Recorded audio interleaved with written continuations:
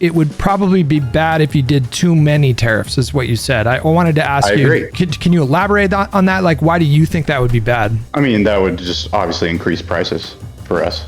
Right. You can imagine my confusion a little bit when you say that you're looking forward to more money in your wallet, but you seem to concede that Trump's tariff plan would take money out of your wallet. You know who Trump is. He exaggerates a lot. Do you really think he's going to actually implement that? It sounds like your satisfaction with a second Trump term hinges on him not doing what he ran on doing. Pals, I think you're really going to enjoy this video. If you do, please hit the like and subscribe button and comment button. It really helps out. How's it going, Hutch? Pretty good. What's your name and where are you from? I go by Big Tuna. You can call me, I guess. Well, what's your first name? Sean. Okay. Daniel. I am from Georgia. And how did you vote this year? Do you feel comfortable saying that? Yeah, I voted for Trump. And how are you feeling right now? Feeling pretty good. Yeah. What policies are you looking forward to? I'm looking for more money in my pocket, security on the border, the typical propaganda. So let me ask you, because Trump ran on tariffs. Do you support the tariffs? I agree with that to an extent, but I obviously understand how that could, if you do it too much, that could affect things in the wrong way. Can you elaborate for me? I mean, obviously, we're getting a lot of imports from other countries outside of this country, and so you don't want to tariff everything. But I mean, just tell me why would that be a bad thing to have more jobs locally in the country? Well, I want to get into that, but you touched on it a little bit. You said it would probably be bad if you did too many tariffs, is what you said. I wanted to ask you. I agree. Right. So I wanted to ask you, like, can you elaborate on that? Like, why do you think that would be bad? I have an answer, but I want to ask you first. I mean, that would just obviously increase prices for us locally. Right. Okay. Yeah. I have the same answer there. So okay. You can imagine my confusion a little bit when you say that you're looking forward to more money in your wallet, but you seem to concede that Trump's tariff plan would take money out of your wallet. Well, you know who Trump is. He's a big, he exaggerates a lot. Do you really think he's going to actually implement that? I don't know. To that extreme? I don't know. I mean, we already lived 4 years with him, so we can estimate on historical evidence here. Right. I don't know. My hope is that he doesn't do that, because I think that would hurt everybody in the country. It would hurt low income earners the most, because they're already stretched oftentimes beyond their means. And if you add 20% price increase across the board on the cost of goods and services, I don't know how those people are going to hold up in an environment like that. So your theory of support for Donald Trump seems to hinge on this thing that we've heard a lot of times with Trump, which is take him seriously but don't take him literally. Is that kind of what I'm touching on with you? Yeah, and I mean, I guess we could just point fingers at each other at this point. I know the election's over, but I mean, you can obviously see that Kamala Harris wasn't really. You didn't even know what she was going to do. I mean, she kept changing her policies left and right.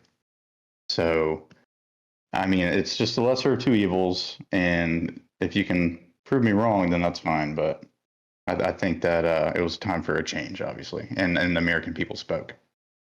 Well, we're in a bit of a hurry up and wait holding pattern here. And so we're obviously not going to know what Trump policies actually get pursued. But I still find it a bit, it's a little bit difficult to process this idea of like your priority is your spending power, but you've already admitted before. I mean, I've been watching your streams recently. I've been a PK fan for years. I've been Call of Duty community. I loved your videos back in the day, so I know your opinions and everything. So I recently started watching your streams, and you've admitted that you would have more money in your pocket if Trump was president, but you find those social values or whatever Kamala or Biden were going for to be a bigger thing to vote for than money in your pocket. But you're admitting that you would have more money in your pocket, right? So I'm a bit of, I don't think you can, like, what I do is very niche. There's not a lot of people that true. do what I do. And the reason why I anticipate my income being higher under a Trump presidency is because he's just a content machine, and people like me benefit from that kind of a.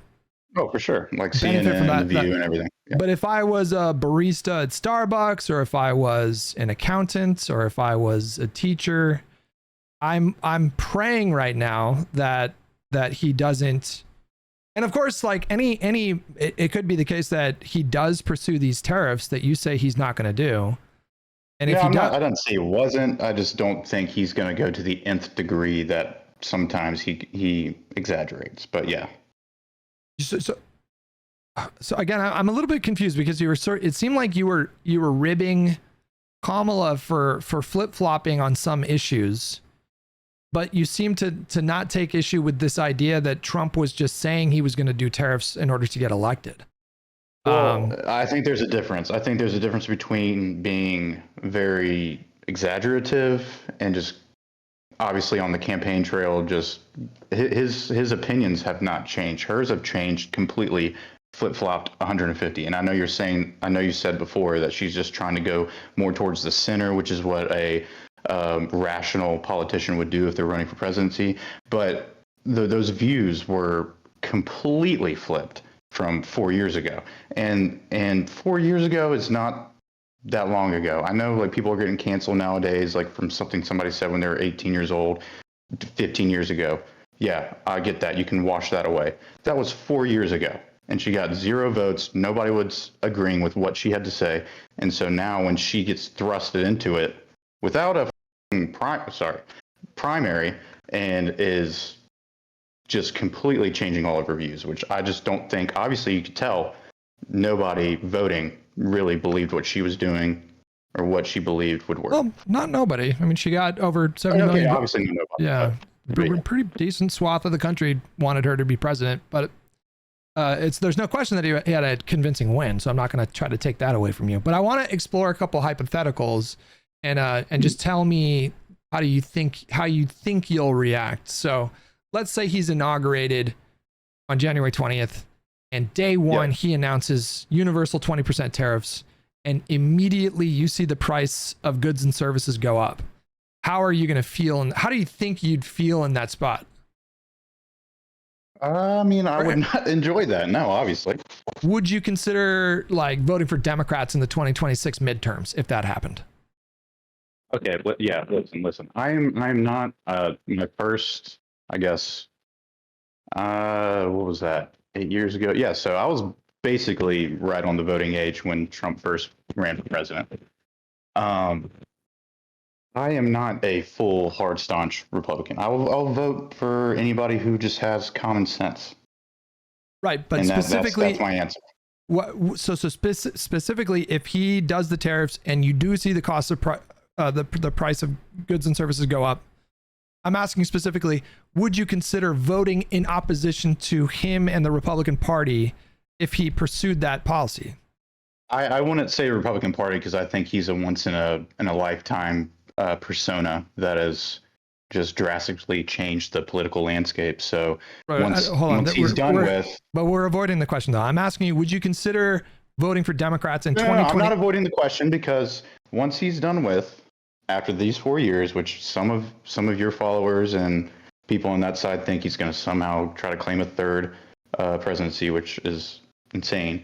But once he's done with that, it's over. Like, so I might just choose somebody else on that same side No, but we don't need to worry. might be more tame. But we don't need to wait 4 years. We have elections every 2 years in this country. There's midterm elections. Oh, sure. What that gives American voters the opportunity to do is to check the executive, to check the president if they're unhappy with the state of affairs.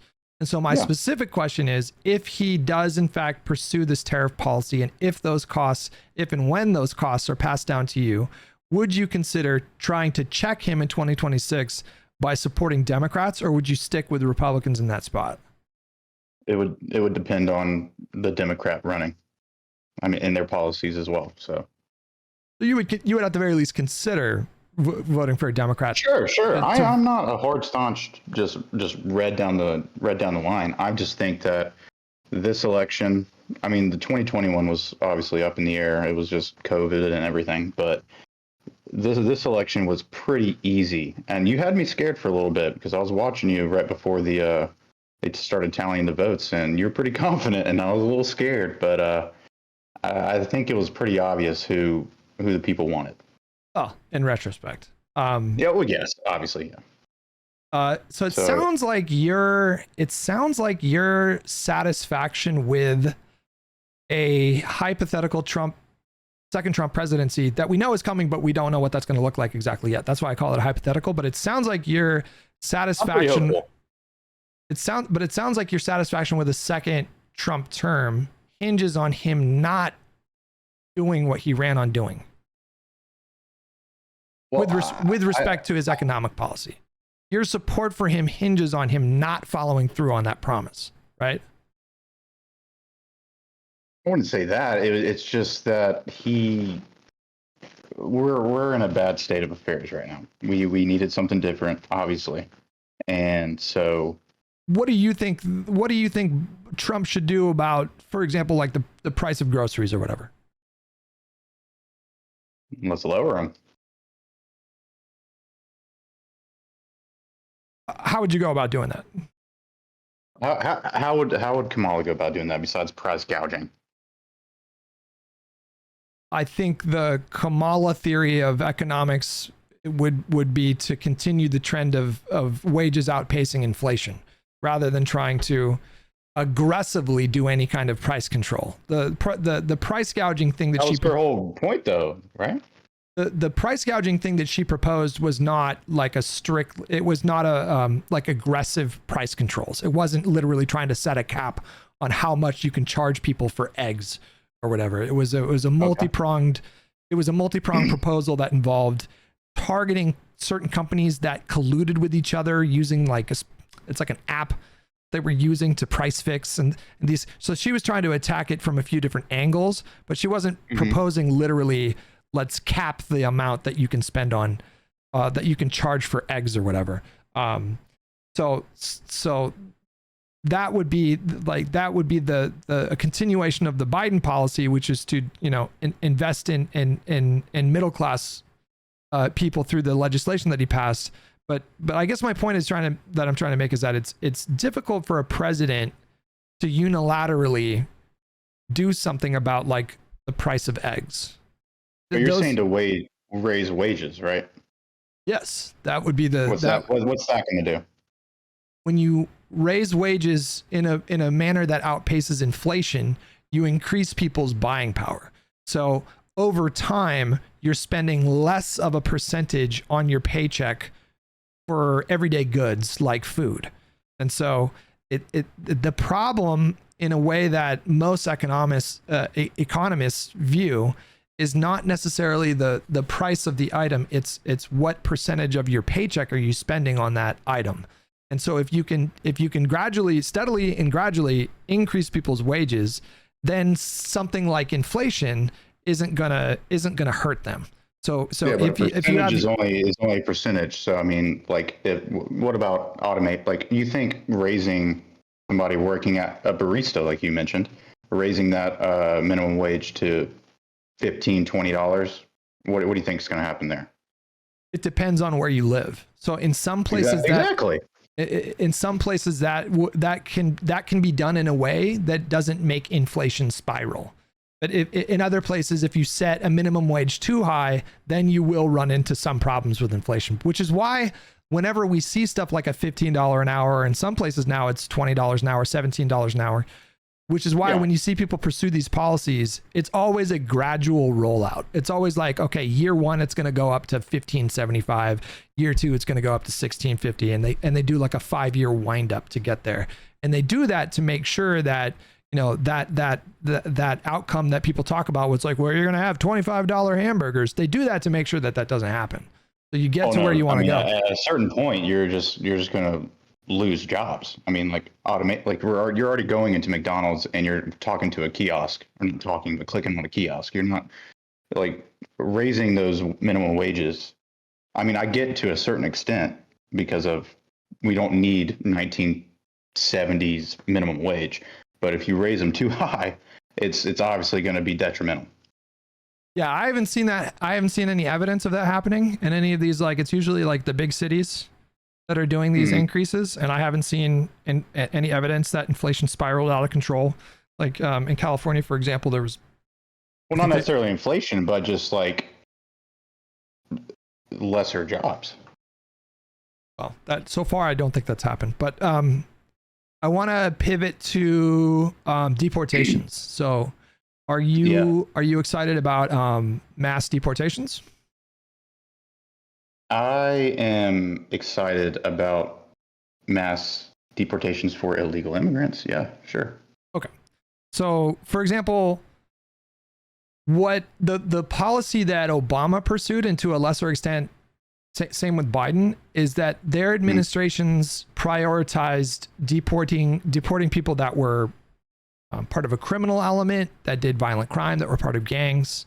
They didn't aggressively go after, say, for example, somebody who outstayed their visa and have been in the country for 20 years. They pay taxes, they pay into Social Security, they don't commit crime.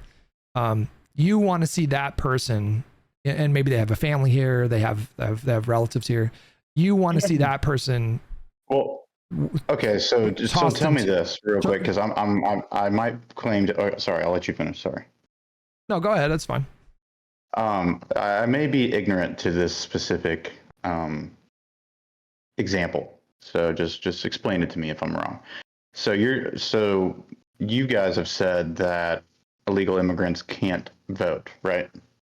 That's right. Well, in national elections, some local districts and municipalities or whatever have passed measures to allow undocumented migrants to vote in certain like local races, like school board and things like that. But okay. Yes, you cannot vote in national. You can't vote for a state rep or a state senate like seat. An illegal immigrant can't get like a government ID or anything. That also depends on where you live, because there have been some cities that have passed measures to allow undocumented migrants to get driver's licenses, but there's no. Okay. They can't get they don't get qualified for any kind of a federal ID. No. Okay, so then how would you even prove or see that they're even paying taxes or paying into Social Security or et cetera? Do you get a paycheck for your job? I do. Yeah. And when you look on your paycheck at the deductions, yes. Yeah, they see those same deductions. It's not there's nobody being paid under the table ever. No, I didn't say that. I said the vast majority of people that are here illegally are on the books. It's a overwhelming majority of people. It's like people working in restaurants and the like, and the service industry is all like very, very. Okay. So they're getting paid by paycheck. They can pay. They're paying taxes, but they just can't vote. And they can't collect into the programs that they pay into. So if you're an undocumented migrant and you're working at a hotel and you get a paycheck every 2 weeks, and in that paycheck, they take out a certain percentage of money to go into a Social Security fund. When they turn 65, they're not going to get paid Social Security unless there's some kind of a pathway to citizenship for them. Unless they become naturalized in some way, they're not going to benefit from that program. Same with Medicare. Everybody pays into a Medicare fund, and then when we turn 65, to be honest though, don't you think that's that's logical though? Like, you should be here legally, and then you would be able to you would be able to take in those funds at those points. So the whole point that you're saying is they're illegal, but that's the whole point, is that they're illegal. So if they have some downsides of being an illegal immigrant, then that's just the hand that they chose. So why don't they just come here legally? Well, there's a couple questions in there. I think the reason why people have a hard time coming in legally is that it is quite difficult to become naturalized. It is quite difficult. And it should be. Well, that I don't share that perspective. I think it should be in the middle, not too crazy, but not too lenient either. Okay, so if you say that you want it to be in the middle, it's hard to reconcile that with also favoring a mass deportation policy. Donald Trump, and this is not an exaggeration, this is his stated policy position with respect to deportations. What he said he is going to do is he wants to essentially like deputize hundreds of thousands of state National Guards service members from various states and send them along with federal agents all over the country to do a mass deportation program where they don't prioritize in terms of, you know, violent criminals or anything like that. It's like, if you are here illegally, they will drive up in a van, knock on your door, detain you. And then there's real quick, because there's more to it, right? Because now logistically, now you have to consider logistically, okay, well, what do you do? It's not like you can just take someone, put them in a van, and then what? Put them on a boat and send them to Cuba? No, you have to figure out, where did they come from? You have to figure out, how do we send them back there? And so while they're doing that, he has said they're gonna set up camps along our southern border that will temporarily house these people until they can figure out where to send them. And, you know, and then there's a question of, will these countries even accept them from the United States? And will so their own countries even accept them back? Right. So that's crazy. So what do you mean? Yes. Well, this is something that you have to consider if you want to pursue this policy. So So you say that, on the one hand, you say that you're kind of in a middle ground of like what you want to see with the deportations, but then you say no. I said I'm in the middle ground of the pathway to citizenship. Oh, I see. Not the pathway of getting illegal immigrants out of the country if they're not supposed to be here. Okay, so then my next question to you would be that a mass deportation program, the likes of which Trump has described, would necessarily involve removing anywhere between 10 and 15 million people from the country. And these are people that have jobs that contribute to local economies, they contribute to the national economy. They are, in many regions of the country, an essential part of the labor force. So my question to you is, if Trump does this and all of a sudden you go to the grocery store and it costs $5 for a tomato and $10 for an avocado, would you be upset about that, or what? No, because, you know, the actual unemployment of actual citizens would probably go down. The unemployment under Biden was at historic lows in terms of sustained unemployment. So I agree with that. I don't agree with that. I believe what you're saying, and I'm just saying is that taking people that are illegally here and moving them out would not just the whole economy would not just collapse. People who were unemployed that were actual citizens here, legally born here or whatever, or got here legally, would just take those jobs over. What's the problem with that? The problem with that is not what the vast majority of economists that evaluate these things. So they're just going to stay unemployed for the rest of their lives. The idea that you can get down to zero unemployment is not a tenable. I'm not saying zero. Yeah, I'm just saying that if say we start small. The first year that he's president is that like 1 million people get deported over that year that are illegally here, and say, I don't know, like 800,000 of them had like a paying job. Those 800,000 jobs open up. They will get filled in. They're not just going to sit there empty. I'm trying to be patient here, but I don't think you can find a single like credible economist that doesn't anticipate prices going up in the immediate aftermath of a mass deportation program. I don't think anybody believes what you believe, which is that there would be no impact. Most economists that evaluate these things do anticipate that it would cause a shock to certain supply chains that would result. And let me just put it this way. Let's just say I'm right for the sake of the argument. You don't have to agree that it's going to happen. So we don't have to. You don't have to agree to that. But for the sake of this discussion, I want to entertain the hypothetical that let's just say I'm right and that you do see prices of certain goods and services shoot way up in the immediate aftermath of a mass deportation program.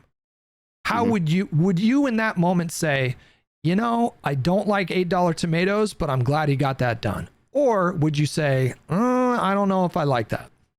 Well, this is the question I would ask you is, so you're okay with just having cheaper goods by illegal immigrants being paid cheaper under the table?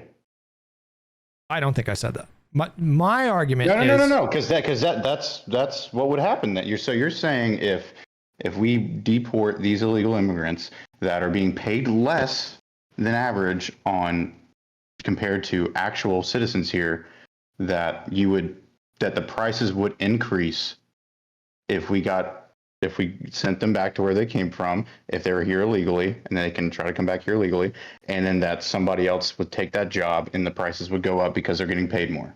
So you're saying that we would be paying more. The problem is that in the immediate, for a lot of these jobs, it's going to be difficult for these employers to replace those workers expediently. Why do you think that is? Because they're paying them less because they're here illegally. So my position on immigration is not what I'm not telling you I'm okay with a bunch of illegal immigrants being paid under the table. I'm saying if somebody we need to incentivize more immigration, not less. And I'm saying that if someone is willing to come into the country and pay into our system and to assimilate to a certain level, right? And contribute to their communities in the economy, they're not committing crime. I don't philosophically have any problem with someone immigrating in that way. There has to be some caps, right? I'm not saying we should allow 50 million people into the country every year. I'm not saying that. Logically, there would have to be like some number to cap it at. But broadly speaking, I'm not opposed to immigration in the way that you seem to be. I'm not either. But wait. I do want you to answer the question though, okay? So like, the hypothetical, right? The prices go up. The tomato's $8. You're at the store. Are you holding that tomato in the checkout line saying, why did he deport 15 million people? Or are you saying it had to be done? I don't want to pay this, but it had to be done. No, because those costs will get negated in other ways. No, hold on. But we're entertaining a hypothetical, right? So just again, you say it's correct. Okay. Again, you don't have to agree that that's going to happen. But if it does happen, okay. What is your emotional reaction in that moment holding that tomato? Obviously, I would not be happy with paying triple the price for a tomato, but I could just say the same thing if Kamala was president and she somehow hiked up the price from price gouging that didn't work and that you paid $20 for American cheese. Would you be happy? No. Okay. Yeah. So, I mean, we're just making up hypotheticals at this point. I mean, well, we're doing thought. That's not. We're doing thought experiments. So but I don't think that's going to happen. Okay. Well, we will certainly see. So I hope he doesn't pursue these policies. I think it would decimate the economy. You don't seem to think that it would. And I guess we're going to find out. But I appreciate you coming on and this not getting like crazy. No. Sure. Thank you for having the conversation. Before I head out, I just want to say thank you, Hutch. I appreciate the conversation.